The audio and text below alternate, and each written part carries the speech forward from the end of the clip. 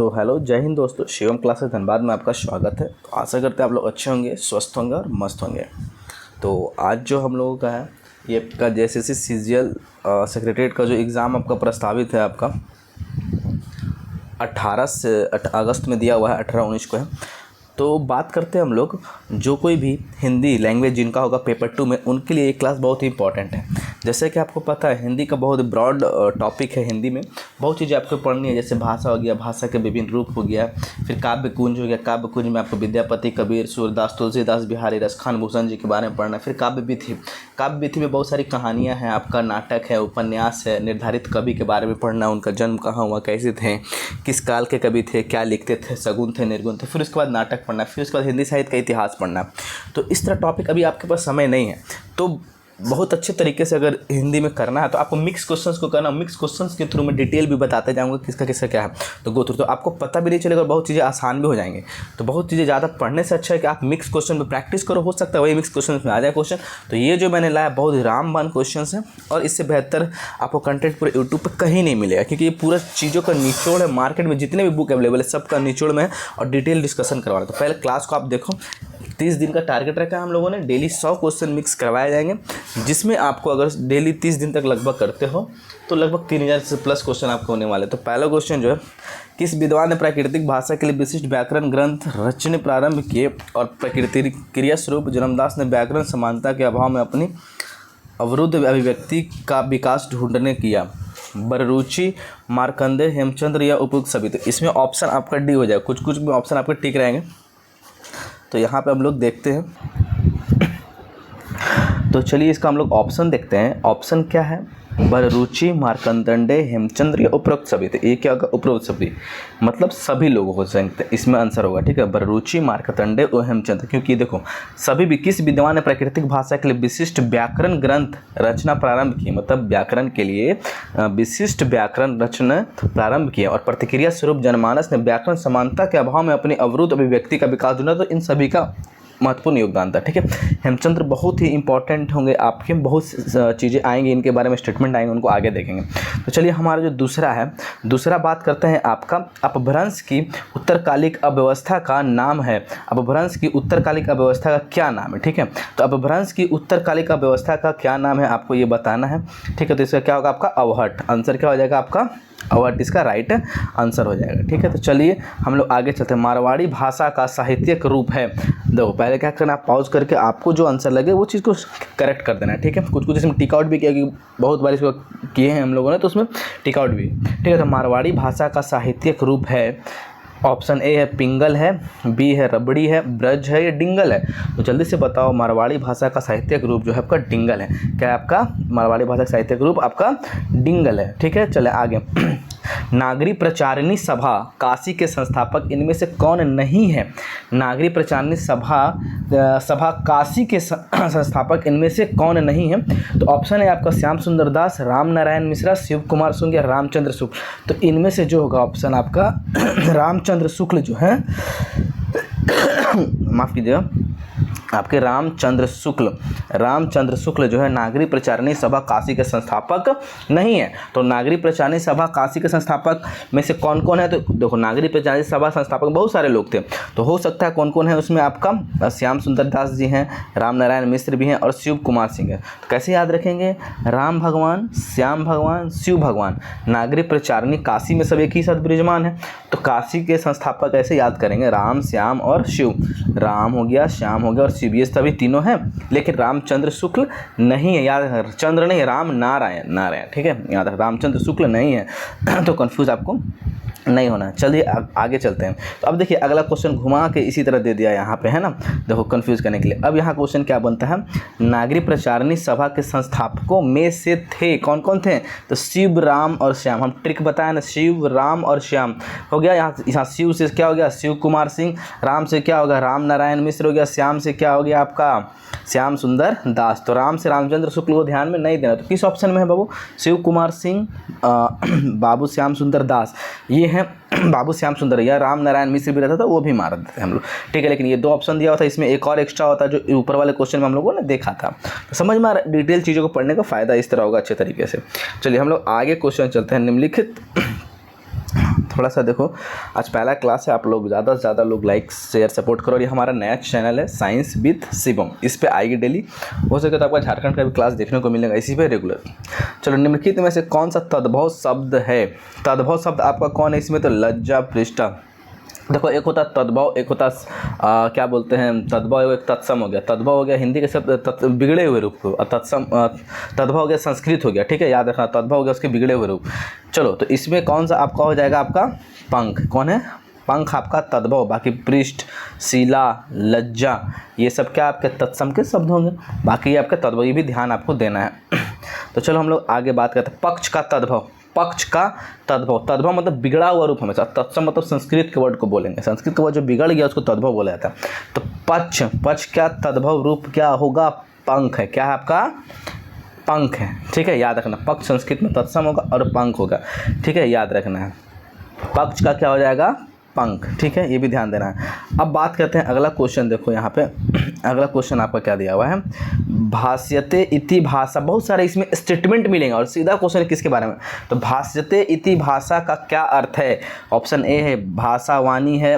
भाषा व्यक्ति वाणी को कहते हैं। भाषा केवल वाणी को व्यक्त करती है। देखो, भाषा वाणी है, भाषा व्यक्त वाणी को कहते हैं।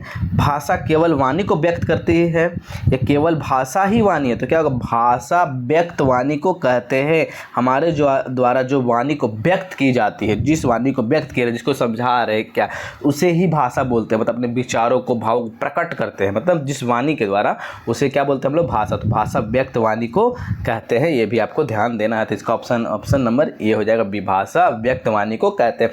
देखो, बहुत सारे एग्जाम में ये सीधा एज इट इज उठ के भी क्वेश्चन आते हैं, भी आपको ध्यान रखना। चलो अगला क्वेश्चन। अगला क्वेश्चन क्या दिया हुआ है आपको? श्रृंगार को रसराज की संज्ञा किसने दी? श्रृंगार को रसराज की संज्ञा किसने दी है? तो योगराज। किसको कहेंगे? योगराज। तो देखो कैसे याद करेंगे? योग, डेली आप योग करोगे तो आपको क्या क्या मिलेगा? योग करोगे तो आपको श्रृंगार चढ़ाया जाएगा। ऐसे याद रखो, डेली आप योग करोगे, योग करने से आपको डेली श्रृंगार। तो श्रृंगार को रसराज की संज्ञा किसने किया? योगराज। किसने किया? योगराज। श्रृंगार कब मिलेगा? जब आप डेली योग करोगे। क्या करोगे? डेली योग करोगे। ऐसे भी याद करो, लिंक लगा के। देखो क्या होगा ना, लिंक अभी मैं 2 सेट में लिंक लगाऊंगा, उसके बाद देखो आपको कैसे याद होगा। चलिए अब बात करते हैं हम लोग क्वेश्चन नंबर 10वां क्वेश्चन नंबर। चलिए क्वेश्चन नंबर 10 में चलते हैं। यहाँ पे क्या दिया है? काव्य मनोवेगों का पोषण और सिंचन करता है। काव्य जो होता है ना, मनोवेगों का पोषण करता है और सिंचन करता है।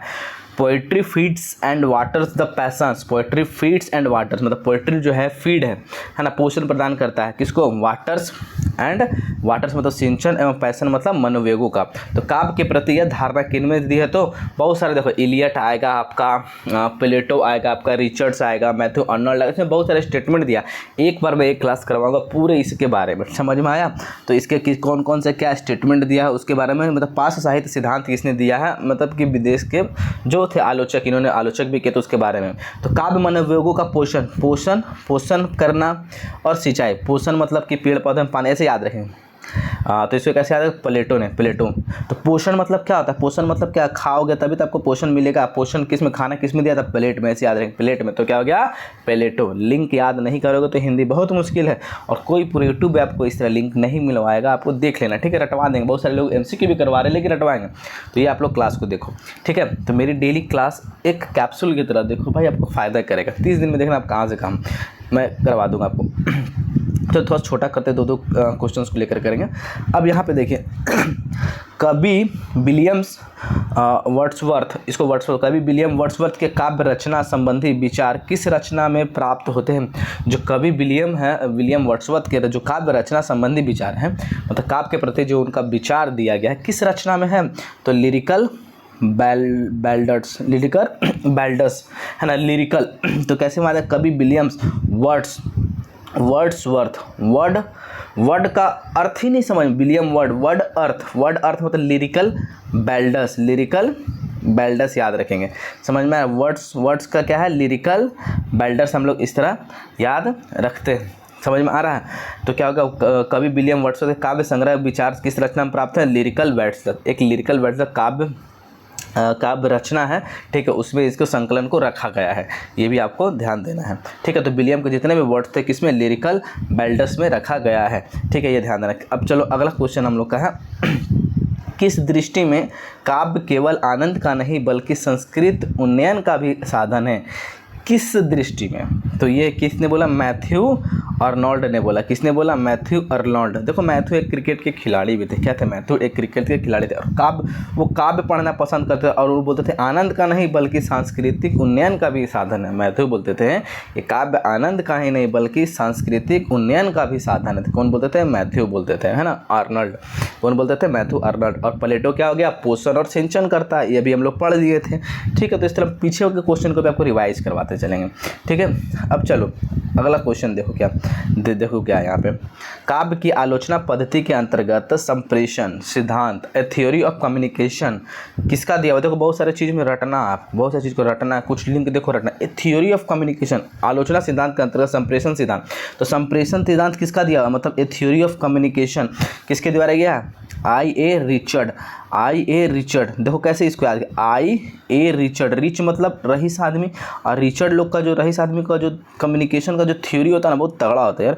तो कम्युनिकेशन देखते हो बहुत अच्छे तरह से इंग्लिश बहुत है ना, तो इंग्लिश बहुत ही स्ट्रांग रहता है, ठीक है। किसका, रिच मैन का। तो इन्होंने ही दिया होगा थ्योरी ऑफ कम्युनिकेशन, बोला होगा कि हमारा थ्योरी कम्युनिकेशन एक थ्योरी है अपना, ठीक है, हम लोग उस तरह बात करेंगे, ठीक है, गरीब लोग के मुंह नहीं लगेंगे। तो ये हो गया किसके द्वारा दिया गया है आपका थ्योरी ऑफ कम्युनिकेशन, रिच आदमी। किसके द्वारा दिया गया है, रिच आदमी के द्वारा। मैथ्यू अर्नोल्ड क्या दिया हुआ था, आनंद लेते थे, क्या लेते थे हम लोग, आनंद लेते हैं, संस्कृत आनंद नहीं सांस्कृतिक, वो भी पीछे वाला क्वेश्चन, ठीक है। तो चलो हम लोग अगले क्वेश्चन की ओर चलते हैं। क्वेश्चन नंबर 14 देखो, अब बात करते हैं यहाँ पे भाव और संवेदना की सर्वोत्तम अभिव्यक्ति जनसाधारण की भाषा में ही हो सकती है। मतलब भाव और संवेदना की सर्वोत्तम अभिव्यक्ति जो है जनसाधारण की भाषा, मतलब जो आम जनमानस बोलते हैं, हो सकती है। यह विचार इनमें से किस पाश्चात्य आलोचक ने दी? देखो बहुत सारे लोग आलोचक थे, ये अंग्रेज आलोचक थे, रिचर्ड हो गया, इलियट हो गया, प्लेटो हो गया, अरस्तू हो गया, मैथ्यू अर्नोल्ड हो गया, ये सब। तो बोला कि भाव और संवेदना की सर्वोत्तम अभिव्यक्ति जनसाधारण के भाषा में हो सकती है। यह विचारों इनमें से किस पाश्चात्य आलोचक ने दिया? तो किसने दिया? आपका इलियट, ठीक है, इलियट, ठीक है।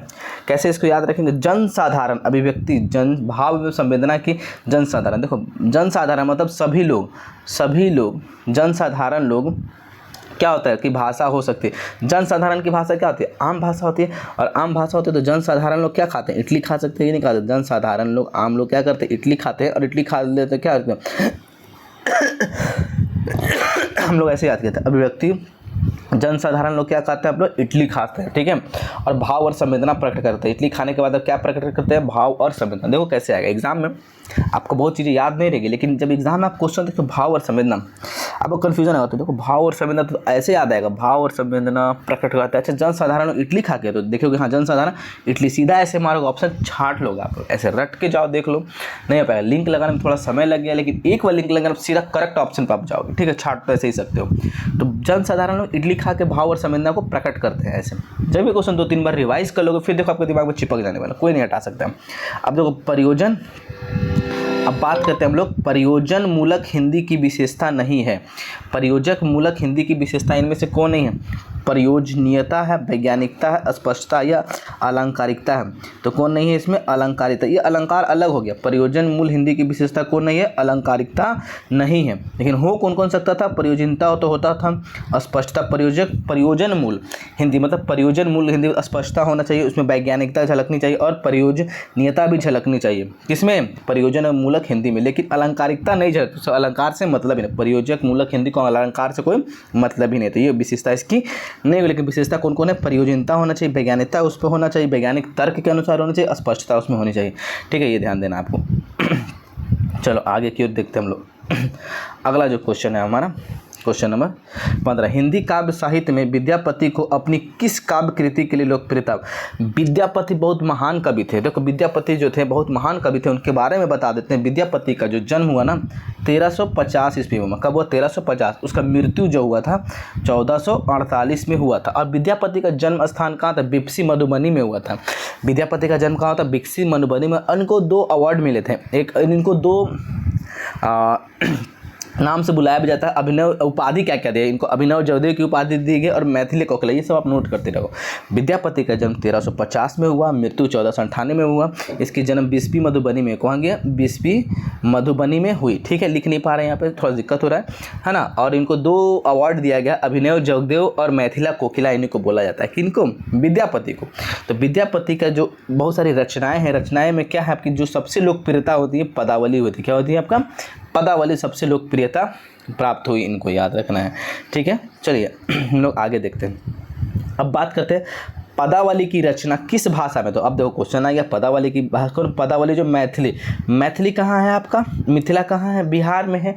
और विद्यापति जाहिर सी बात है बिस्फी बिहार से बिलोंग करेंगे, तो मैथिली भाषा में क्या लिखा था उन्होंने, पदावली मिले थे। और इसी पदावली को बहुत लोकप्रियता प्राप्त हुई है, ये भी आपको ध्यान देना है।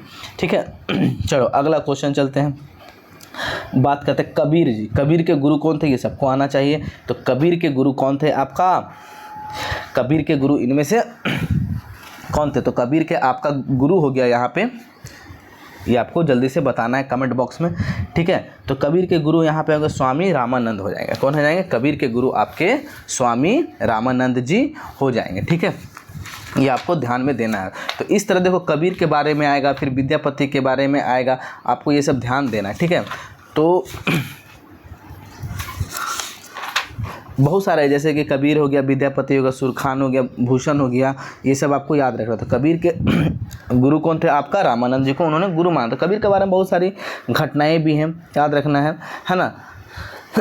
कुछ विद्वान प्रसिद्ध कबीर सूफी फ़कीर सेख्तकी को कबीर का गुरु मानते थे। कुछ जो विद्वान बोलते थे ना कि सूफी कबीर सेख्तकी कबीर का गुरु मानते थे, याद रखें। लेकिन कबीर के प्रसिद्ध महान रामानंद को अपना गुरु माना था। ठीक है, याद रखना है। इसीलिए मैं कुछ कॉन्सेप्ट था इसके बारे में बता देता हूँ। तो रामानंद कुछ के अनुसार सूफी संत सेख्तकी को मानते थे। ठीक है, चलिए हमारा जो है अगला क्वेश्चन, कबीर में इनमें से कौन सी कृति है, कबीर की इनमें से कौन सी कृति है। तो कबीर में इनमें से कौन सी कृति है, बीजक, कबीर का है बीजक कृति है। पदावली किसका, आपका विद्यापति का है। ठीक है, याद है। तो कबीर के इनमें से कबीर का जन्म कब हुआ, तो कबीर के बारे में थोड़ा सा मैं आपको बता दूं। कबीर का जन्म 1398 में हुआ। कबीर का जन्म मरे कहाँ, 1518 में मर गए हैं। ठीक है, मगहर में डेथ हुआ इनका। अच्छा, कबीर का जन्म स्थान कहाँ है, यूपी वाराणसी के लहरतला तालाब के पास। ठीक है, याद रखना है। वहाँ पे विधवा ब्राह्मणी थे, उनके घर में जन्म हुआ था, लेकिन लहरतला तालाब के पास रख दिया गया था। तो पालन पोषण एक जुलाहे ने किया था, ऐसा इनके बारे में कहानी कहा जाता है।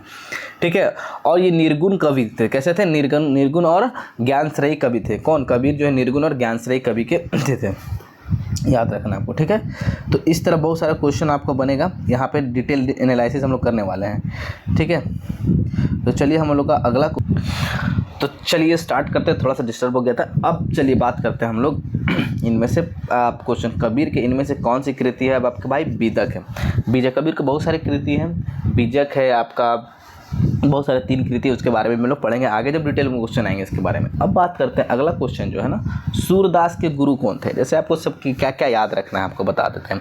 सूरदास हो गया, कबीरदास हो गया, तुलसीदास हो गया, इनके गुरु कौन थे, इनका जन्म कहाँ हुआ, ये सब आपको ध्यान देना है। ठीक है, तो सूरदास के गुरु कौन थे, बल्लवाचार्य। सूरदास के गुरु कौन थे भाई, बल्लवाचार्य थे। सूरदास का जन्म कब हुआ, 1478 में हुआ। कहाँ हुआ, 1478 में। कहाँ पे हुआ, दिल्ली में हुआ। कहाँ पे हुआ, दिल्ली में हुआ। और सूरदास की मृत्यु कहाँ हुई, परसौली में हुई। सूरदास का मृत्यु कहाँ हुई, परसौली में हुई। ठीक है, याद रखना। और ये किस काल के कवि थे, सूरदास भक्ति काल के कवि थे।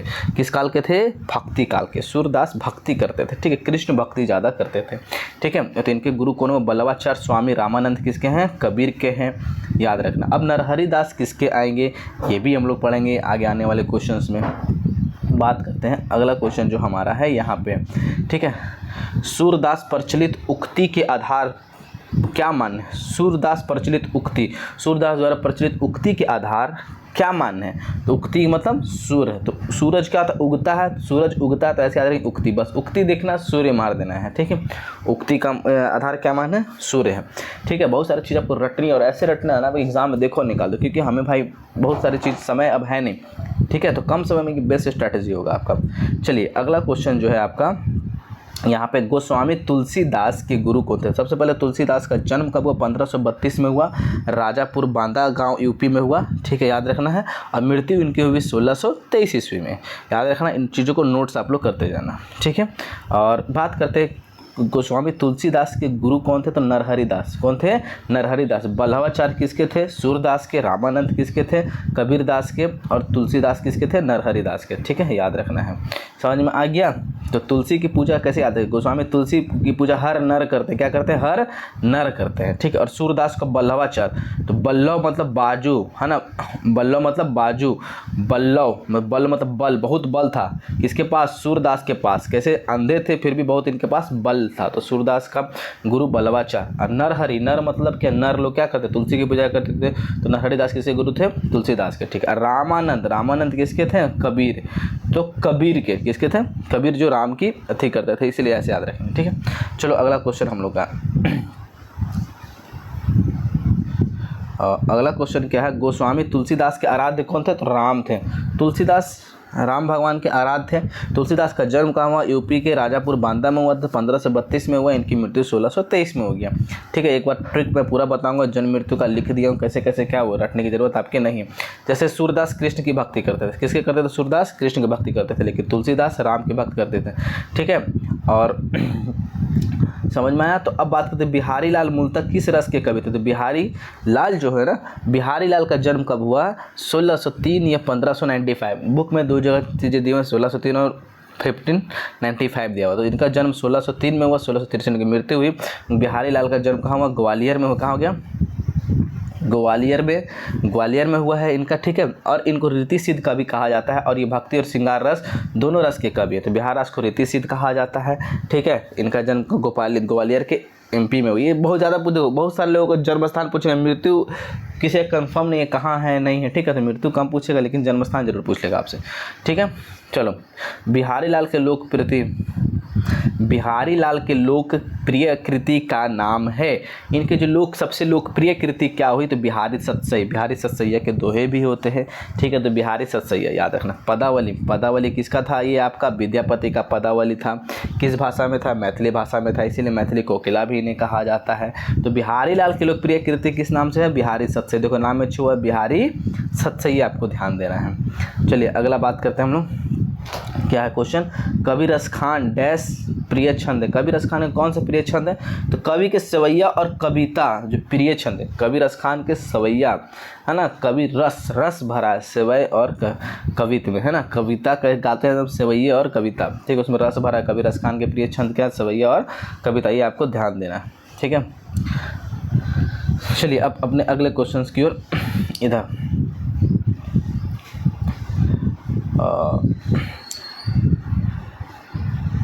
कबीर रसखान के काव्य में किसकी झांकी मिलती है? कबीर रसखान। तो कबीर रसखान का प्रिय छंद कौन था? सवैये और अभी पढ़े हम लोग कवित्व थे। तो कबीर रसखान काव्य में, तो कबीर रसखान का जन्म कब हुआ? 1500 यार लिख दे रहे हैं 1558 या बुक में दिया हुआ 58 या 48, ठीक है, ये ध्यान देना है। अब बात करते हैं इनका मृत्यु कब हुई? जन्म मृत्यु 1628 ईस्वी में हुआ, ठीक है। इनका जन्म कहाँ हुआ? कबीर रसखान का दिल्ली में। कहाँ हुआ? दिल्ली में। दिल्ली में दो लोगों का हुआ, ये ध्यान देना है। जन्म दिल्ली में एक सूरदास का हुआ और एक रसखान का हुआ। तो इनका ये जन्म स्थान है दिल्ली में, ठीक है। ये जन्म है, ये मृत्यु है, ये बर्थ है, ये मृत्यु है, डेथ है, याद रखना। बी मतलब बर्थ होगा, डी मतलब डेथ होगा, ये जन्म स्थान है, ठीक है। अब इनका जन्म कहाँ हुआ? दिल्ली में हुआ। दिल्ली में बहुत रस भरा हुआ है, ऐसे भी याद रख सकते हैं, ठीक है। तो कबीर रसखान के काव्य में किसकी झांकी मिलती है? तो कृष्ण के बाल रूप की। कृष्ण के कबीर रसखान जो कृष्ण की बड़ी भक्ति करते थे, और उनकी झांकी में कृष्ण के बाल, उनकी जितने भी काव्य रचनाएं थे उनमें कृष्ण के बाल रूप की बहुत ज़्यादा ही चर्चा थी, ठीक है। तो ये ध्यान देना है आपको। भूषण किस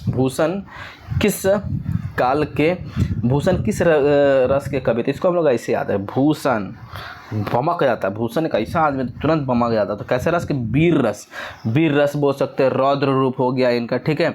अच्छा, भूषण का बहुत सारा काव्य है आपका, ठीक है। भूषण के बारे में पहले बता दो। इसका जन्म को क्या करते हैं? 20 बर्थ मतलब जन्म।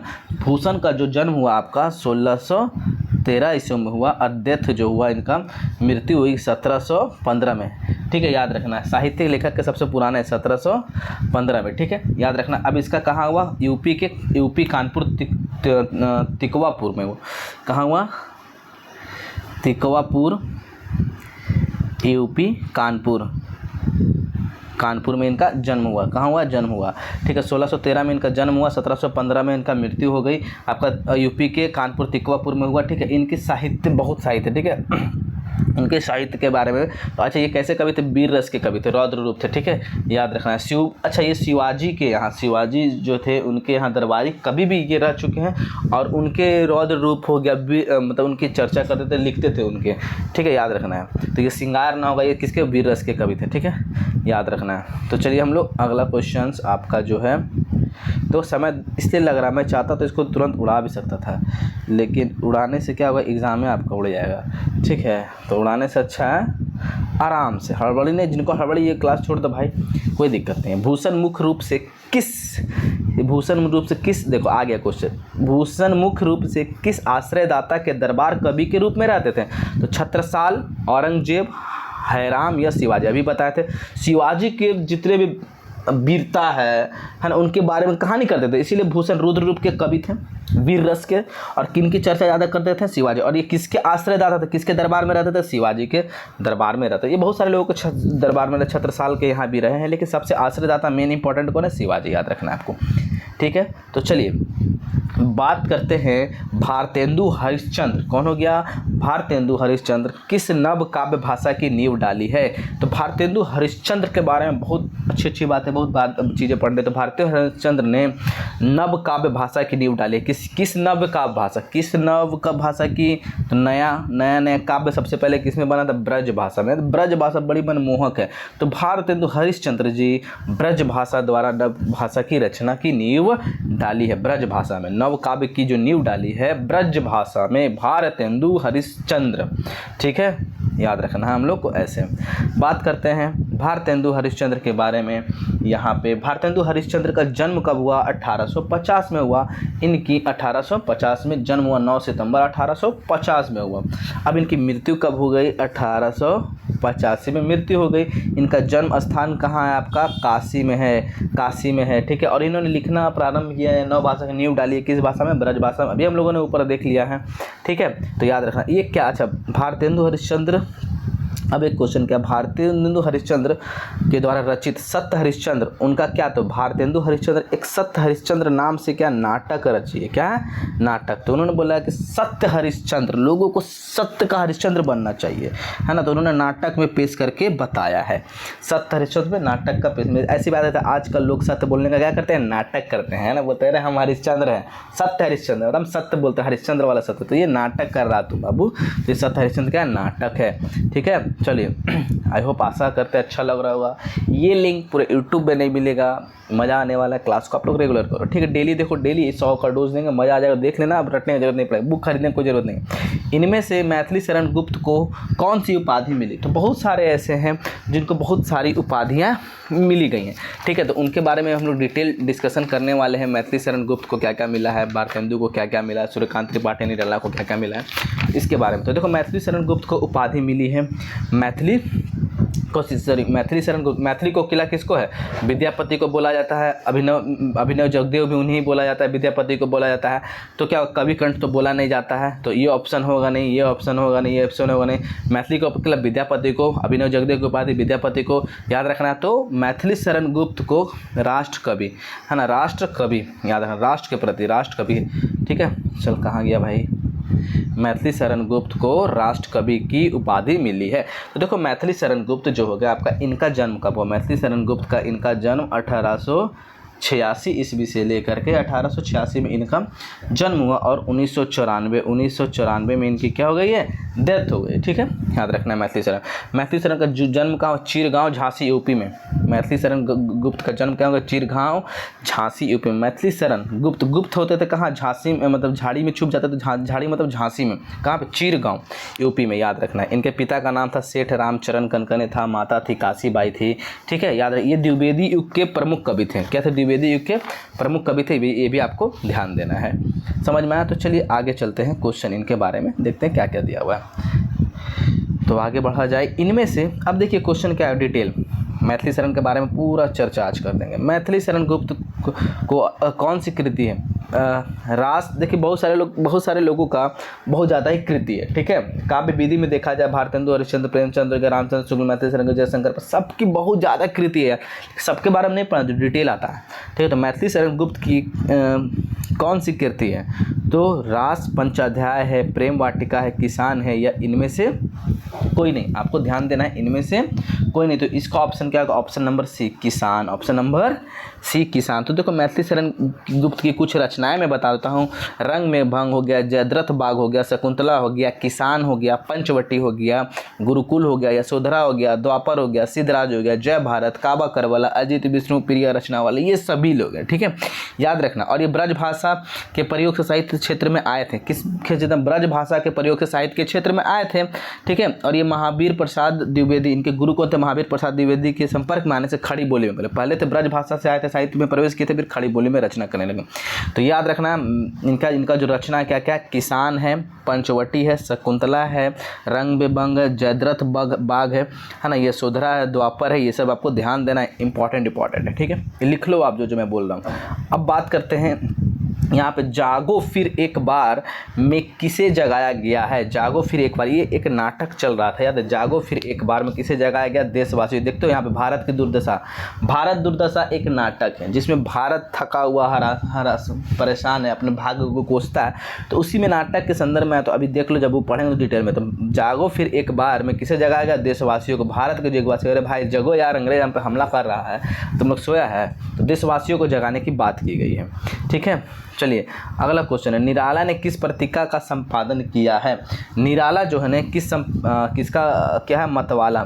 निराला मतवाला, निराले लोग क्या होते हैं? मतवाले होते हैं। निराला ने पत्रिका संपादन किया। कवि सुधा वदन किसकी है? भारतेंदु की है, याद रखना। कवि सुधा वदन किसकी है? भारतेंदु की है, ठीक है। चलिए अगला क्वेश्चन है, अगला क्वेश्चन ये भी इंपॉर्टेंट है। रूपाब पत्रिका का संपादन किसने किया? पंत ने। रूपाब तो सुमित्रानंदन पंत ने किया। किसने? रूपाब पत्रिका का संपादन सुमित्रानंदन पंत। पंत मतलब जहाँ रहे सुमित्रानंदन पंत की बात है। ये 1900 काल के कवि हैं। कब है? 1900 काल के कवि। तो जाहिर सी बात है इनका जन्म हो गया आपका 20 मई 1900 को। कब हुआ? 20 मई 1900 को इनका डेथ जब हुआ 1977 में इनकी मृत्यु हुई। ये कहाँ के थे? कसौनी यूपी के थे। कसौनी यूपी के थे, याद रखना। सुमित्रानंदन पर इनके जो आपकी रचना है रूपाब है, ठीक है। रूप, सुमित्रा जी का रूप बहुत सुंदर था, ठीक है। चलिए अगला क्वेश्चन है आपका, अगला क्वेश्चन क्या है आपका? नौका विहार कविता किनकी रचना? नौका विहार रचना पंत जी की है। तो सुमित्रानंदन पंत बहुत ही सुंदर थे, रूप उनका सुंदर था, तो रूपाब पत्रिका की। फिर सुमित्रानंदन पंत क्या थे? नौका विहार, है ना, बिहार में नाव चलाते थे, ऐसे भी याद रखें, कुछ भी याद कर लो। निराला किसका है? मतवाला वाला हो गया, ठीक है। निराला का देखो एक आया था आपका, निराला ने किसका पत्रिका? मतवाला का, यहाँ पे है ना, तो ये भी ध्यान देना है आपको, ठीक है। नौका विहार कविता की रचना देखो सुमित्रानंदन पंत। हम यहाँ पे देखें दो चीज़, सुमित्रानंदन पंत ने क्या क्या है? नौका विहार और रूपाब पत्रिका की रचना। नौका विहार इनकी कविता है और पत्रिका बोले रूपाब, तो यही याद रखो, नौका विहार और एक रूपाब, सीधा, ठीक है। ऑप्शन ऐसा नहीं आपको ज़्यादा कंफ्यूज करेगा। अब बात करते हैं अगला क्वेश्चन, वर्मा जी को यामा के लिए ज्ञानपीठ पुरस्कार मिला। किस वर्मा? तो वर्मा मतलब महादेवी वर्मा के बारे में बोला गया। वर्मा जी को यामा के लिए ज्ञानपीठ पुरस्कार मिला, तो कब मिला? तो सबसे पहले महादेवी वर्मा का जन्म कब हुआ था? 1907 ईस्वी में हुआ था। और इनकी मृत्यु कब हुई थी? 1987 में। मैं डेट और बर्थ सब 11 से 1900 काल के बाद का जो कवि उनका डेट भी आपको याद रखना, ठीक है। याद रखना, महादेवी वर्मा का जन्म कब हुआ? 1907 में हुआ। 1987 में इनकी मृत्यु होगी प्रयागराज में। और इनका जन्म स्थान कहाँ है? महादेवी वर्मा का फरुखाबाद, यूपी के फरुखाबाद में हुआ था। तो महादेवी वर्मा जी की जो यामा कीर्ति थे उनके लिए ज्ञानपीठ पुरस्कार मिला। कब मिला? 1982 में मिला। कब मिला? 1982 में। और 5 साल बाद इनकी डेथ हो गई, ठीक है, ये याद रखना है। चलिए अगला क्वेश्चन, महादेवी वर्मा का प्रथम काव्य संग्रह का क्या नाम था? तो निहार। महादेवी वर्मा ना अपनी रचनाओं को निहारती थी, सबसे पहले निहारती थी, तो ऐसे याद रखेंगे। महादेवी वर्मा का प्रथम काव्य संग्रह किया गया निहार, क्योंकि अपनी काव्य रचना को निहारती थी, तो निहार इनका काव्य संग्रह का नाम है। और इनको ज्ञानपीठ पुरस्कार किसके लिए? तो महादेवी वर्मा का एक फेमस जो है ज्ञानपीठ पुरस्कार मिला 1982 में, यामा के लिए मिला। अभी हम लोग क्वेश्चन नंबर 38 में देख चुके हैं, ठीक है, याद रखना। तो महादेवी वर्मा के बहुत सारे कीर्ति हैं, इंपॉर्टेंट हैं, ठीक है। चलिए अब आगे क्वेश्चन को करते हैं हम लोग। देखो कितना टाइम हो गया, अभी बहुत ये आराम से चलेंगे क्लास को। बीता विभावरी जागरी जयशंकर प्रसाद के किस काव्य के अंतर्गत है? जयशंकर प्रसाद के बहुत सारे काव्य हैं, उस काव्य के अंतर्गत एक है बीता विभावरी जागरी। किस काव्य के अंतर्गत? सबसे पहले बात करते हैं जयशंकर प्रसाद के बारे में। ठीक है, तो जयशंकर प्रसाद के बारे में हम लोग बात करते हैं। तो जयशंकर प्रसाद का जन्म कब हुआ? 1889 ईस्वी में जन्म हुआ इनका। जयशंकर प्रसाद का डेथ कब हुई? 1937 ईस्वी में। कहाँ हुई? यूपी के वाराणसी, यूपी के वाराणसी में हुई। ठीक है, 1889 में जन्म हुआ, मृत्यु 1937 में। यूपी के वाराणसी में इनका जयशंकर प्रसाद का जन्म हुआ। तो बीती विभावरी जागरी जयशंकर प्रसाद किस काव्य के अंतर्गत आता है? तो ये क्या? लहर। क्या हो गया? लहर। तो जयशंकर प्रसाद का बहुत सारी कृति है, उसके अंतर्गत ये आता है, आपको ये भी ध्यान देना है। समझ में आया? लहर के अंतर्गत। ठीक है, लहर काव्य की रचना, अच्छा जो जयशंकर प्रसाद की कृति थी लहर, लहर में बीती विभावरी के चर्चा किया। तो लहर काव्य की रचना कब की गई? तो सन 1932 में। कब? 1932। ऐसे याद रखेंगे, झारखंड में खतियान लागू हुआ था 1932 में, जिसमें का झारखंड में लेकर पूरे लहर उत्पन्न हो गई थी जयशंकर प्रसाद। ठीक है, याद रखेंगे हम लोग ऐसे। चलिए बात करते हैं आगे। अगला क्वेश्चन जो है, दिनकर को ज्ञानपीठ पुरस्कार से किस वर्ष सम्मानित किया गया? दिनकर, तो याद देखो यहाँ पर हम लिख दिए, सब चीज़ लिखे हैं भाई, आपको दिक्कतें नहीं होगा एकदम कुछ। दिनकर को ज्ञानपीठ पुरस्कार, थोड़ा सा पेशेंस रखो और क्लास को। दिनकर जी है ना, तो दिनकर के बारे में बात करते हैं हम लोग। दिनकर को ज्ञानपीठ पुरस्कार किस वर्ष प्रदान किया गया? याद रखना आपको। ठीक है, तो दिनकर जी थे आपके, ज्ञानपीठ पुरस्कार आपको 1972 में प्रदान किया गया। तो दिनकर जी को 1972 में दिनकर के द्वारा, देखो दिनकर को क्या क्या मिला? ज्ञानपीठ मिला और एक साहित्य मिला। तो ज्ञानपीठ किसके लिए मिला? उनको उर्वशी के लिए मिला 1972 में।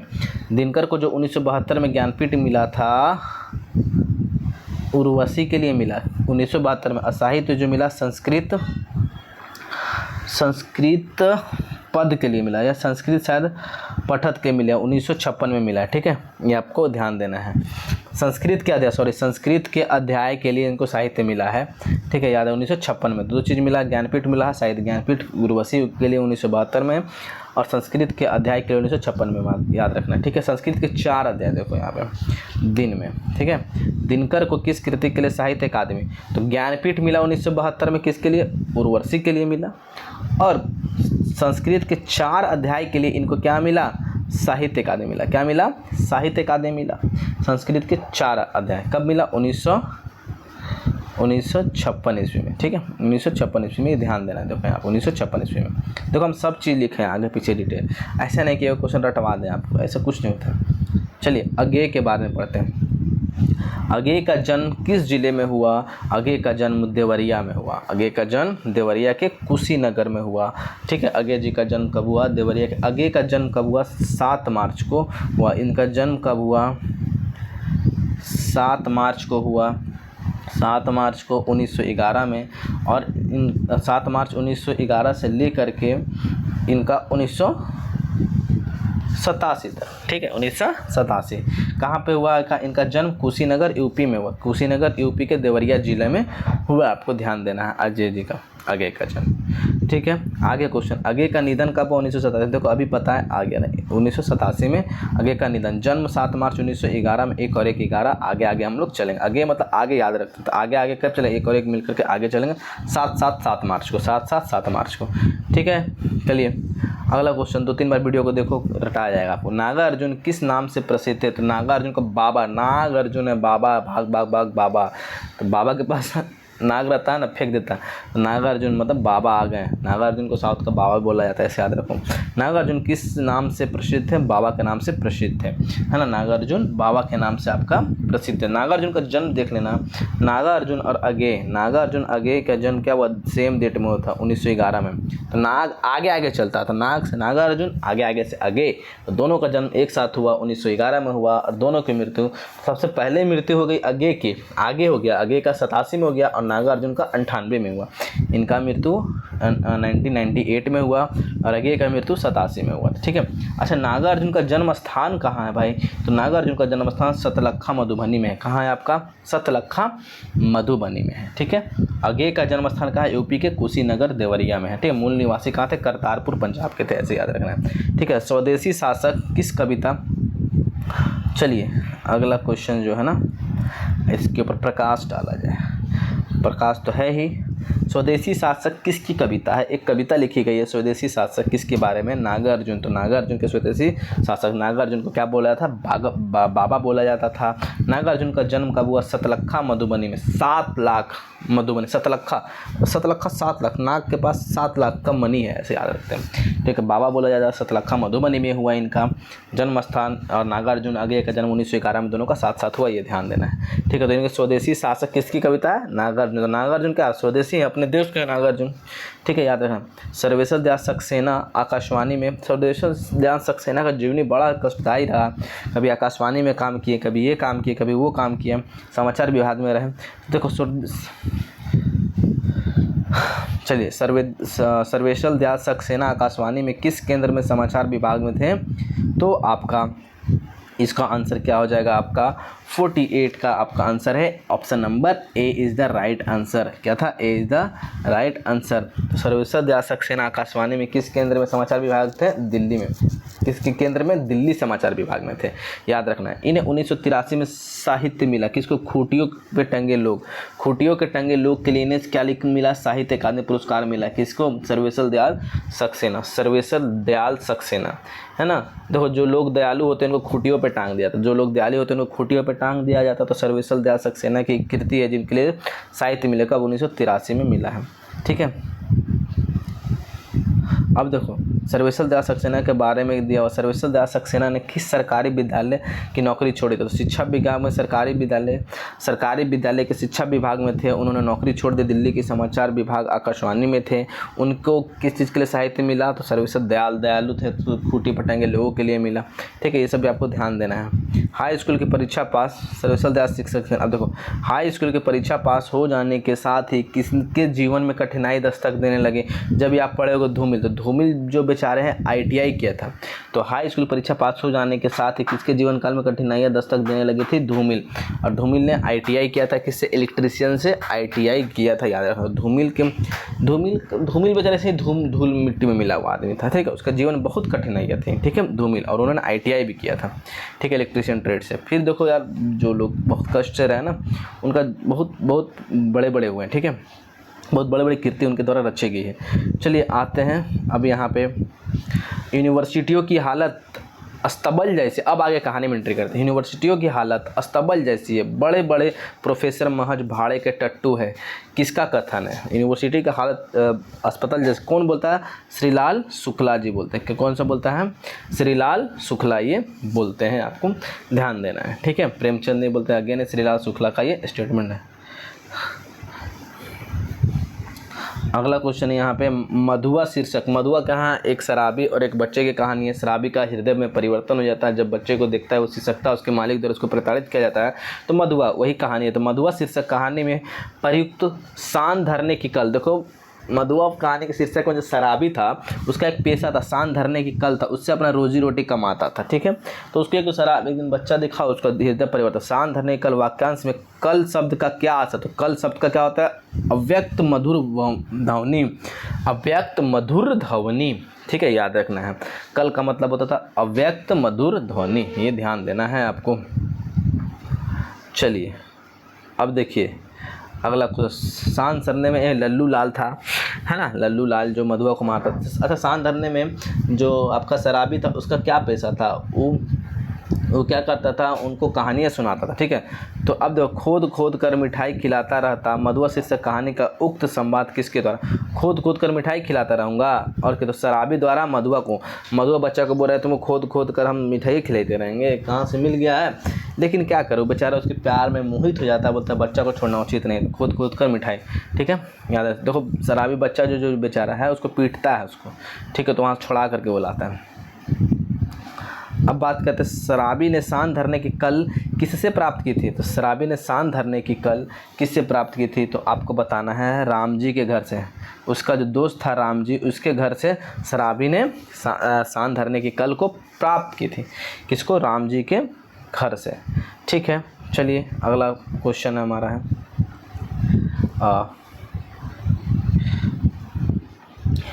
निम्नलिखित में कौन सा वाक्य शब्द नहीं है, वाक्य शुद्ध नहीं है, इनमें शुद्ध कौन नहीं? उसको यहाँ गेहूँ पिसाने की नई कल लग गई है। कल अभी नहीं आता है, इसलिए हमें आज की बात करनी चाहिए। पर्याप्त सुख सुविधाओं पा जाने के बावजूद उसे कभी कल नहीं पड़ती, ये सही नहीं लग रहा है, ये शुद्ध नहीं है। बीता हुआ कल हमारा पीछा नहीं छूटता, ये शुद्ध है। उसके यहाँ गेहूँ पिसाने की नई कल, ये भी सही लग रहा है।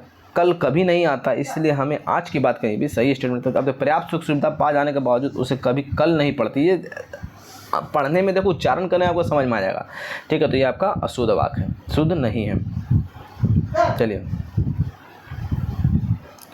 अब बात करते हैं मिसेस अवानी वासवानी वाला जो है ना आपका, ये कहानी एक था। इस कहानी का शायद नाम क्या है मुझे ध्यान में नहीं है। दिल्ली में एक मौत शायद ये कहानी थी, ठीक है, ये ध्यान देना है आपको। दिल्ली में एक मौत कहानी था, उसके बारे में हम लोग पढ़ने वाले हैं, उसी में ठीक है। जो सेठ जी का मृत्यु हो गई थी, करबला चौक से गुजरा था, उसके बारे में देखो। तभी मिसेज वासवानी की आवाज़ सुनाई पड़ती है, मेरे ख्याल से परमिला वहाँ ज़रूर पहुँचेगी। क्यों डार्लिंग, मतलब कि तभी मिसेज वासवानी की आवाज़ सुनाई पड़ती है, मेरे ख्याल से परमिला वहाँ ज़रूर गुजरेगी। उपयुक्त संवाद कहा सके, मतलब मिसेज वासवानी शव यात्रा और अंतिम संस्कार के दौरान परमिला के साथ सुख सहचर्या की कल्पना से सुख थे। मतलब मिसेज वासवानी सोच रही थी कि शव यात्रा के दौरान, अंतिम संस्कार के दौरान वो कौन आएगी, प्रमिला भी आएगी, तो बात विचार करेगी। वो लेडीज़ तो अपने फिराक में है, वो उसको मर गया कि जिंदा रह चुके फर्क नहीं पड़ना, वो टेंशन में है कि आएगी मिसेज, वो आएगी, क्या बोलते हैं, प्रमिला आएगी, तो उससे बात विचार करेंगे। तो इनका अलग ही चल रहा है इधर, बेचारा वो मरा पड़ा आदमी।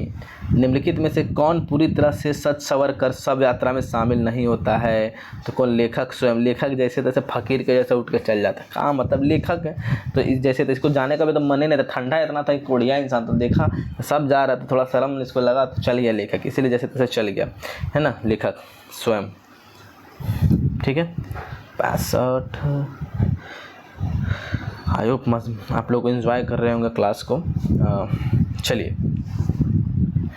स्टार्ट करते हैं यहाँ से। अब आपका कथाकार कमलेश्वर का जन्म कहाँ हुआ। कथाकार कमलेश्वर का जन्म कहाँ हुआ आपको बताना है। तो कमलेश्वर का जन्म हम लिख देते हैं थोड़ा सा। 6 जनवरी 1932 को कमलेश्वर का जन्म। मृत्यु कब हुआ, 27 जनवरी 2007। इसे आधुनिक काल के कवि हैं, ठीक है। 6 जनवरी 1932 में वो जन्म हुआ। 2007 में मैनपुरी यूपी में हुआ। कहाँ हुआ, मैनपुरी यूपी। मैनपुरी में भी कहाँ पे हुआ, यूपी में, आपका रखना है, ठीक है। कमलेश्वर ने किस विषय में एमए किया था। तो कमलेश्वर ने हिंदी साहित्य में एमए किया। लगभग लोग हिंदी साहित्य में एमए किया हुआ है। बहुत सारे लोग जो यहाँ के साहित्यक हैं अंग्रेज भी याद रखना, हिंदी साहित्य में एमए किया हुआ, ठीक है।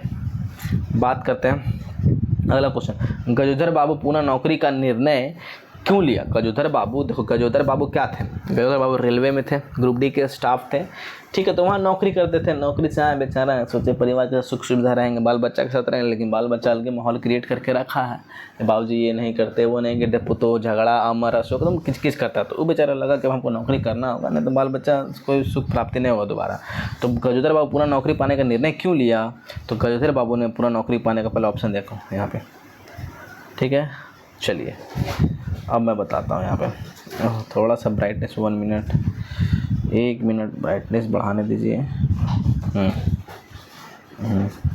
चलिए, तो गजोधर बाबू पुनः नौकरी पाने के लिए, क्योंकि परिवारजनों की उपेक्षापूर्ण व्यवहार, मतलब परिवार में उनके जो व्यवहार उनके प्रति बहुत अच्छा नहीं था। आत्मसम्मान संकट, दो तक भाई यहाँ पे रहेंगे, इनके व्यवहार से आत्मसम्मान पे छोटा घात करेगा, तो इसीलिए उन्होंने लिया परिवारजनों की उपेक्षापूर्ण व्यवहार।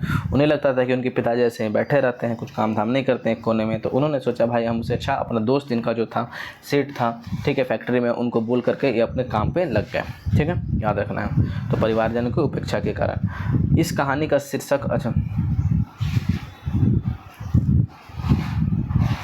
इस कहानी का शीर्षक वापसी क्यों रखा गया है। एक कहानी है जिसका वापसी क्यों रखा। तो सेनावृत वापसी मतलब गजोधर बाबू जो लौट के वापस आते हैं, अपने घर आते हैं, उन्हें लगा कि अपने घर पे लौट कर सुयोग मिलेगा, सुख सुविधा होता है ना, रिटायर के बाद आदमी आराम से ज़िंदगी की चैन। तो लेकिन ऐसा नहीं था, घर में उपेक्षापूर्ण व्यवहार किया जा रहा था, ठीक है। तो इसलिए वो नौकरी पर भी चले गए थे। तो इसमें अब सेनावृत और दर घर लौटने के उत्पन्न निराश से ग्रस्त होकर इस कहानी के मुख्य पद गजोधर बाबू को पुनः नौकरी पर वापसी हुई। इसीलिए तो ऑप्शन क्या हो जाएगा, यही हो जाएगा, वापसी हुई।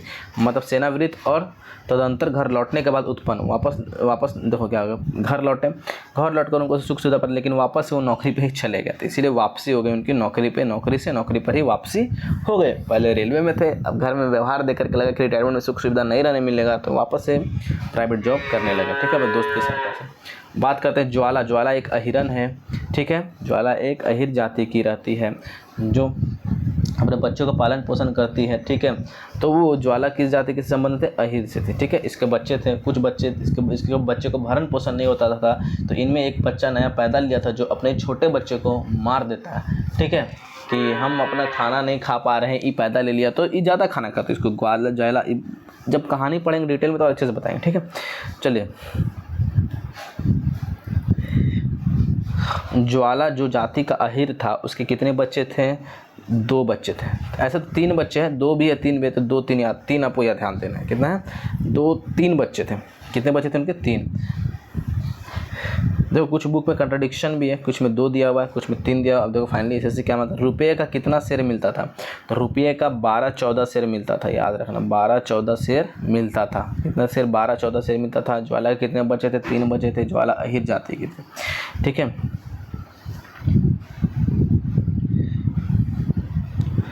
निम्नलिखित में से किसने कहा कि देखिए ना, इन लोगों के बच्चे इतनी कम उम्र में भी कैसे पक्के होते हैं? मतलब ज्वाला अहिर के जो बच्चे छोटे थे, उसका जो छोटा भाई पैदा लिया, तो उसको लगा कि मेरा हिस्सा का खाना खा जाएगा मात्र, तो वही इस पर चर्चा कर रहा था लेखक और वो लोग बैठ कर। तो इसमें कौन? शुक्ला जी। कौन बोला था ये?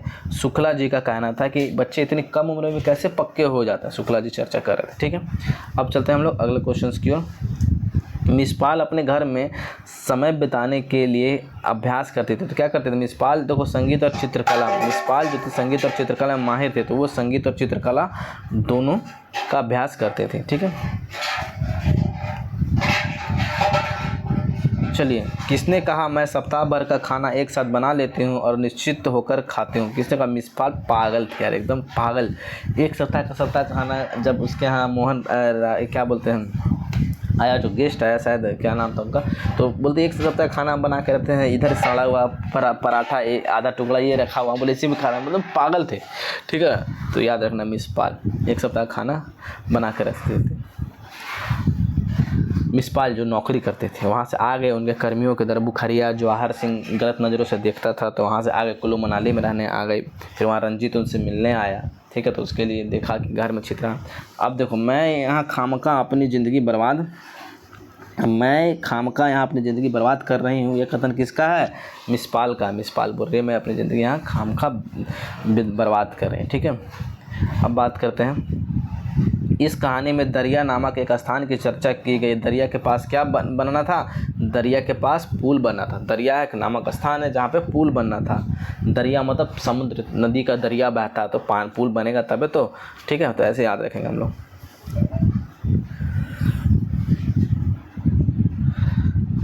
बहुत नाटक कहानी बड़ा मज़ा भी आया, इंटरेस्टिंग है, बोर नहीं होंगे। लेकिन देखो बहुत सारे लोग हिंदी ले सोचे बहुत बड़ा पढ़ो, थोड़ा सा मज़ा आएगा। भारत दुर्दशा नाटक की रचना का मतलब, कहानी कैसे पढ़ो ना, तो तुम्हारी लाइफ से रिलेटेड एंजॉय कर लो उसको। भारत दुर्दशा नाटक, जैसे भारत की दुर्दशा के बारे में कहा गया है, इसमें 6 अंक है, 6 पार्ट होता है। बहुत सारे लोग इंटरव्यू लेते हैं, भारत इंटरव्यू होते हैं, ये इंटरव्यू फलाना ढेकना, बहुत सारे लोग इंटरव्यू। इंपॉर्टेंट क्वेश्चन कैसे, सबसे क्वेश्चन नहीं बने, कुछ इंपॉर्टेंट पॉइंट्स है। भारत दुर्दशा नाटक की रचना का मूल उद्देश्य क्या था? मूल उद्देश्य क्या था? तो भारतीय नागरिकों को अन्याय व अनीति के विरुद्ध खड़े होकर के, मतलब भारतीय नागरिकों को अन्याय अनीति के विरुद्ध खड़ा होना, जो अंग्रेज का अन्याय अनीति चल रहा था उसके विरुद्ध खड़ा होकर लड़ना है, प्रोत्साहित करना था। इसका भारत दुर्दशा का, ठीक है, याद रखना। लेकिन भारत बेचारा खुद मूर्छित होकर के, है ना, गिर जाता है इस नाटक में। तो चलिए भारतेंदु, हाँ,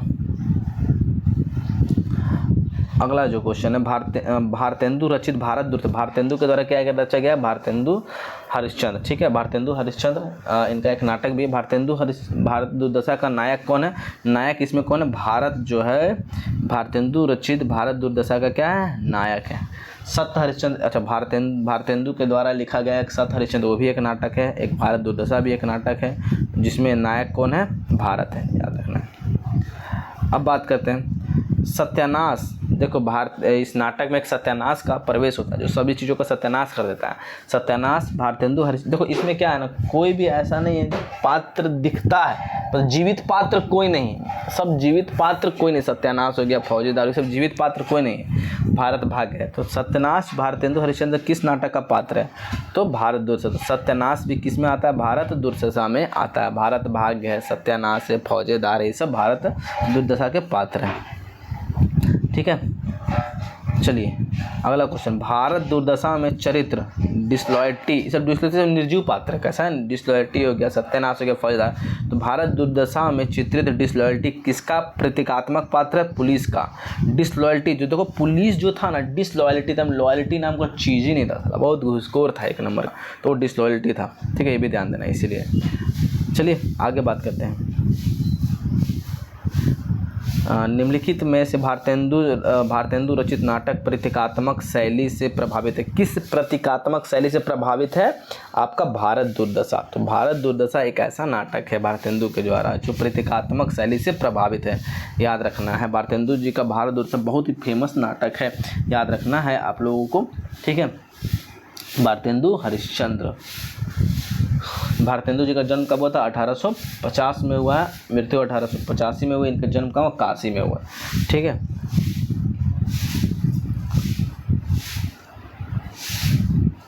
भारत दुर्दशा के अंतर्गत भारतेंदु ने भारत में फैली किन कुरीतियों का प्रतीकात्मक रूप में अभिव्यक्ति किया है? तो इनके देखो भारत में कुरीति क्या क्या? अंधकार, सबसे पहले अंधकार, अंधभक्ति, मदिरा, रोग, ये सब भारत को जकड़ करके रखे। इससे जब तक भारत उभरेगा नहीं तब तक विकसित भारत नहीं हो सकेगा। तो भारत दुर्दशा ने अपने नाटक में इनको एक प्रकाश डाला है, तो ये सभी हो जाएगा आपका। ठीक है,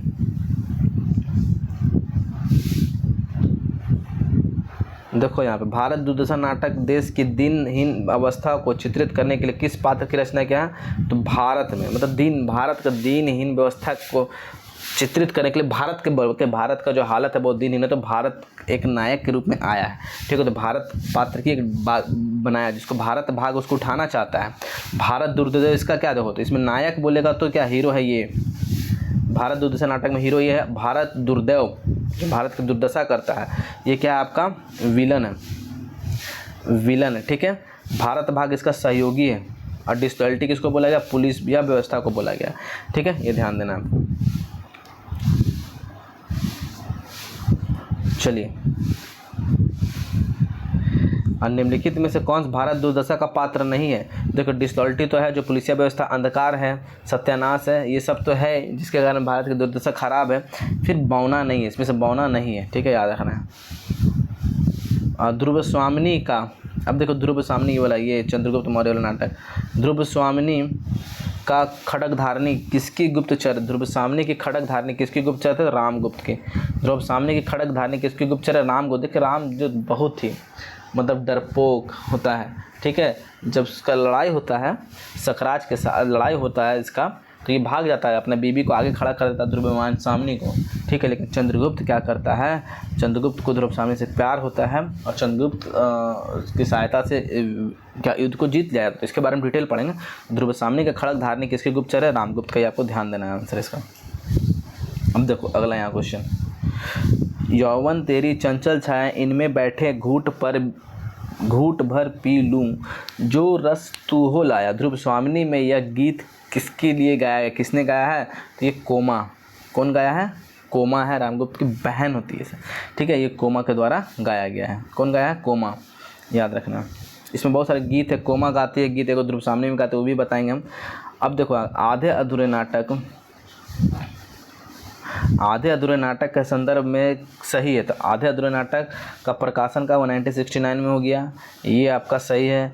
यह नाटक धर्मयुग पत्रिका में प्रकाशित हुआ, आधे अधूरे सही है। मोहन राकेश किसका? आधे अधूरे नाटक मोहन राकेश का तीसरा में बहुचर्चित नाटक है, ये भी सही है। तो इसमें से उपयुक्त सभी।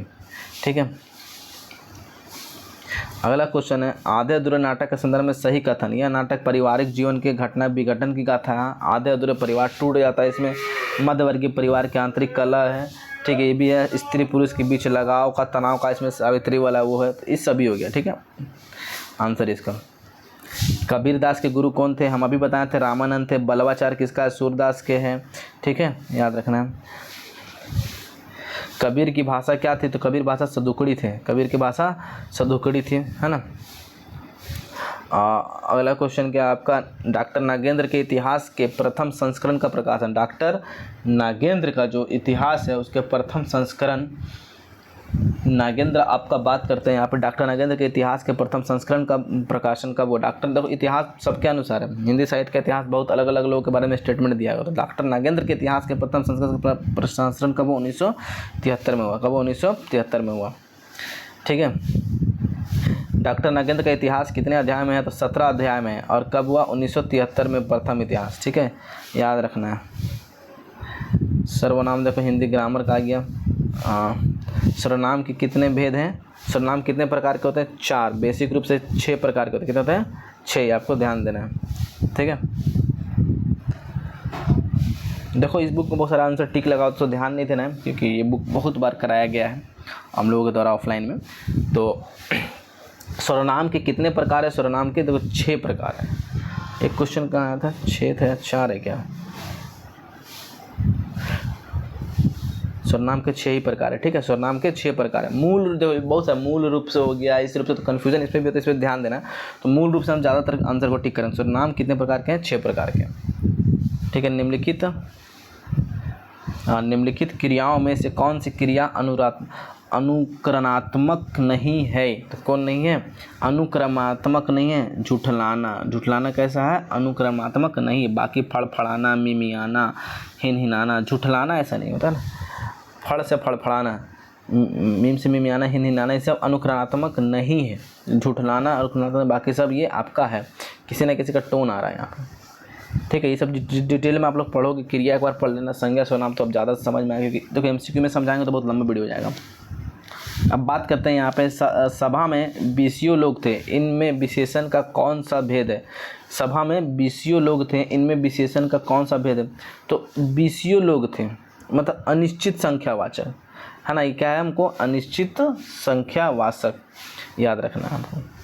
नहीं अनिश्चित नहीं, ये आपका निश्चित। बीसीओ लोग थे, लोग एकदम कन्फर्म है, तो निश्चित होना चाहिए यहाँ पे, ठीक है। लेकिन बुक के अकॉर्डिंग इसमें डी दिया हुआ है, तो ये कन्फ्यूज़न, इसलिए मैंने इसको घेरा कर दिया, ठीक है। आप लोग एक बार देखना क्या आंसर होगा, आपको कमेंट बॉक्स में ज़रूर बताना, आप लोग जिनको जो सही लगे। बस 10:30 पर आई रेखांकित कारक क्या? बस 10:30 को रेखांकित, बस 10 तो ये क्या? अधिकरण कारक। कौन सा कारण होगा? अधिकरण में पर, है ना। अधिकरण में पर 10:10 याद रखना, अधिकरण कारक है, ठीक है। अब चलिए अगला क्वेश्चन है, तन मन धन में से कौन सा समास है? तन मन धन तीनों इंपॉर्टेंट है, राजा रानी, बेटा बेटी, जिसमें दोनों पदों का प्रधानता हो, उसको क्या बोलेंगे? राजा। द्विगु समास जो पहले पद से क्या आपका संख्या का बोध हो, जैसे त्रिभुज हो गया, त्रिनेत्र हो गया। तो द्वंद्व समास जिनमें दोनों पद प्रधान हो, राजा रानी, बेटा बेटी, दाल भात, ये सब हो गया, तो द्वंद्व समास तन मन धन, ठीक है। आंखें बिछाना का क्या अर्थ है? आंखें बिछा देना मतलब किसी के प्यार में, मतलब प्रतीक्षा करना, मतलब भाई आंखें बिछाए आपका इंतजार कर रहे हैं, ठीक है, कब आइएगा महादेव, हमारा दर्शन दीजिएगा, दुर्लभ दर्शन है आपके, तो आंखें बिछाए महादेव के प्रतीक्षा में, ठीक है। तो ऐसे याद रखें, प्रतीक्षा करना। तो आई होप क्लास आपको अच्छा लगा होगा। पूरे हम लोगों ने 100 क्वेश्चंस को देखे, बहुत डिटेल, कुछ क्वेश्चन डिटेल किए जहाँ तक होने का कोशिश किया। तो देखो क्वेश्चन के 100 तक करते करते बार बार हम रटवाएंगे, डेट ऑफ बर्थ क्या है, मृत्यु कहाँ है, जन्म स्थान कहाँ है, अवार्ड कहाँ है, फिर एक बार क्या करेंगे, पूरा अच्छा रिस्पॉन्स रहा तो जन्म में पूरा कंप्लीट करा देंगे। इस तरह करके हम सब कुछ करवा देंगे। बस आपका रिस्पॉन्स अच्छा रहा, ज़्यादा से ज़्यादा शेयर करो, ठीक है। तो चलिए क्लास को यहीं तक रखते हैं, तब तक के लिए धन्यवाद, जय हिंद।